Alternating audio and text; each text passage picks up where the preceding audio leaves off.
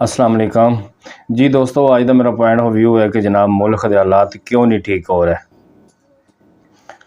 मुल्क के हालात भाईजान इस वजह तो नहीं ठीक हो रहे कि गरीब बंदे को हिम्मत नहीं है हालात ठीक करने वास्ते, तो जोड़ा मिडल क्लास है उनके कोल टाइम नहीं है, उनके कोल फुरसत नहीं है कि हालात ठीक कर सके।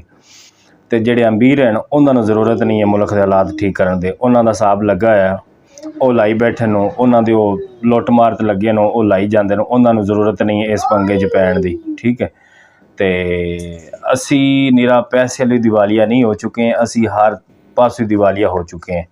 इंसानियत हलों, किरदार हलों, झूठ हलों, बदतमीज़ी हलों, इंसाफ हलों, बेईमानियाँ हलों, हर तरफों असी दिवालिया हो चुके हैं। इंसानियत बिल्कुल ख़त्म हो चुकी साढ़े अंदरों।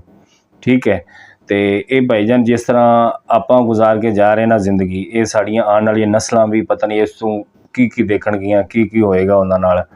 ते ये हालात मैनू ठीक नज़र आउंदे नज़र नहीं आ रहे जनाब कि हालात असी ठीक हालात करना चाह ही नहीं रहे कि हालात ठीक किवें होण। ये साड़ियाँ आने वाली नस्लां नूं यही कुछ भुगतना पैना जो असी भुगतते जा रहे हैं।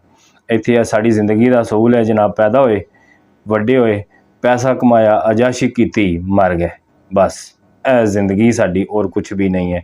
कोई जिम्मेदारी नहीं किसी दी, कोई कुछ नहीं है। 75-76 सालों तो यही चलता आ रहा है, तो इंज ही होना है, अगे पता नहीं की होना है। अगर दोस्तों मेरी गल गलत है तो मैंने कमेंट्स ज़रूर दस्यो, जो मैं सही कहा तो मैंने तां भी दसना। मेहरबानी, शुक्रिया भाइयों का।